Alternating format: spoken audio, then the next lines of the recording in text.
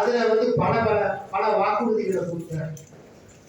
என்ன முதல் வாக்குறுதி என்னன்னா, கருப்பு பணம் 30 லட்சம் கோடி கொஞ்சம் வெளியில இருக்கு, அதையெல்லாம் நாங்க கொடுத்து ஒவ்வொருத்தருடைய கணக்கு 15 லட்சம் கொடுத்து அதை அதுக்கு அடுத்தாப்புல வருடத்திற்கு 2 கோடி இளைஞர்களுக்கு வேலை வாய்ப்பை உருவாக்குவேன்னு சொன்னார்.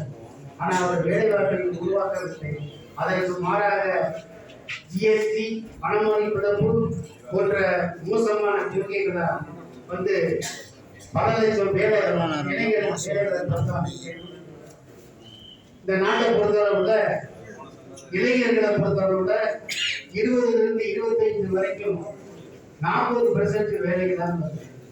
அதே போல 26% பட்டதாரிகள் வேலைக்கு தான் வருகிறார்.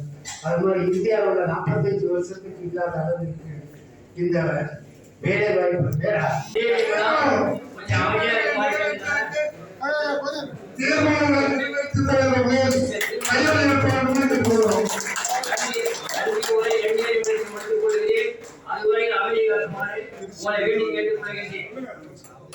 நம்முடைய மதிப்பிற்குரிய பொதுச் செயலாளர் அவர்கள் இந்த 82வது வயதிலும்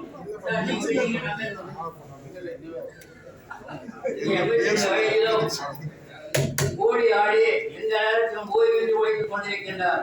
காலையில் பார்த்தால் சென்னை, பகல் பார்த்தால் டெல்லி, மாலை பார்த்தால் மும்பை, இப்படி ஊர் சுற்றிக் கொண்டிருக்கின்றார்.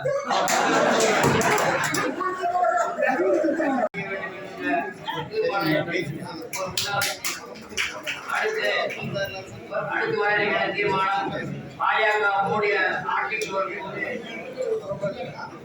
2 கோடி பேருக்கு மேலே நிறுவனம் வேண்டாம். இந்திய ஆட்சியில் அதிகாரி எல்லாம் விவசாயிகளை விளைவுகளுக்கு நெருக்கடிக்கு விடை தருவோம். இந்திய வங்கியின் கணக்கில் 1000 ரூபாயை ஒவ்வொருவருக்கும் அளிப்போம்.